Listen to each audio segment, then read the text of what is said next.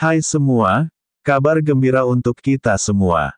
Pemerintah baru saja mengevaluasi hasil dari seleksi prakerja gelombang 23.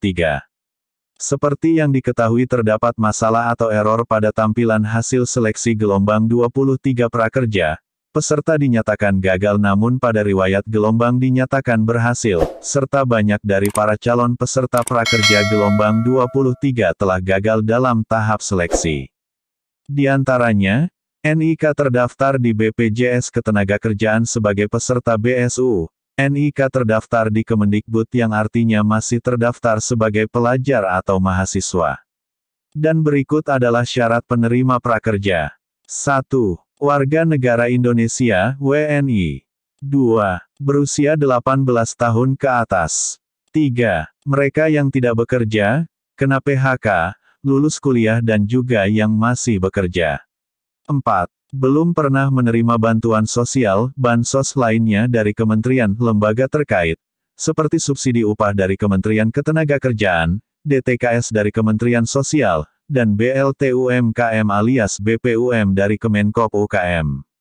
5. Tidak terdaftar sebagai anggota TNI Polri, anggota DPR DPRD, direksi, komisaris, Dewan Pengawas BUMN BUMD, serta perangkat desa. Jika teman-teman termasuk orang-orang yang gagal dalam tahap seleksi terkait masalah NIK, berikut langkah-langkah yang harus teman-teman lakukan. 1. Terdaftar sebagai penerima BSU. Jika muncul informasi NIK terdaftar di BPJS Ketenagakerjaan sebagai penerima BSU, maka calon peserta harus melakukan cek terlebih dahulu.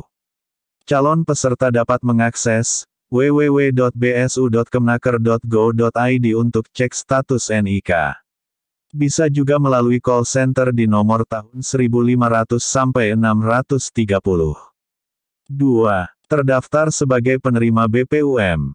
Jika muncul informasi NIK terdaftar di Kementerian Koperasi dan UKM sebagai penerima Banpres Produktif Usaha Mikro, BPUM, maka calon peserta bisa melakukan cek status NIK di efom.bri.co.id/bpum. 3. Terdaftar di Kemendikbud. Jika muncul informasi NIK terdaftar di Kemendikbud, maka cek status NIK di sekolah, perguruan tinggi terkait atau Kemendikbud untuk memperbaharui status. Karena salah satu syarat penerima kartu prakerja ialah tidak sedang menempuh pendidikan formal. Sehingga, jika status masih terdaftar aktif di Kemendikbud, calon peserta akan gagal lolos kartu prakerja. 4. Terdaftar sebagai penerima Bansos Kemensos. Jika muncul informasi NIK terdaftar di Kemensos sebagai penerima Bansos, maka calon peserta harus melakukan cek terlebih dahulu di cekbansos.kemensos.go.id.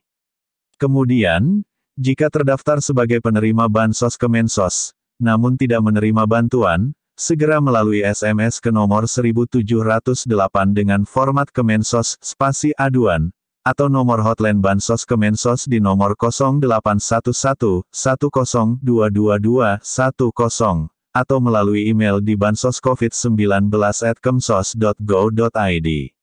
KTP atau NIK tidak valid. Jika KTP atau NIK tidak valid, maka calon peserta dapat menghubungi Dukcapil melalui call center tahun 1500 sampai 537, WhatsApp, SMS ke nomor 0811 80055373, email ke callcenter@dukcapil.kemendagri.go.id, atau kunjungi Dukcapil setempat. Itu tadi adalah langkah-langkah yang harus dilakukan agar dapat lolos pada seleksi prakerja. Semoga bermanfaat dan tetap semangat.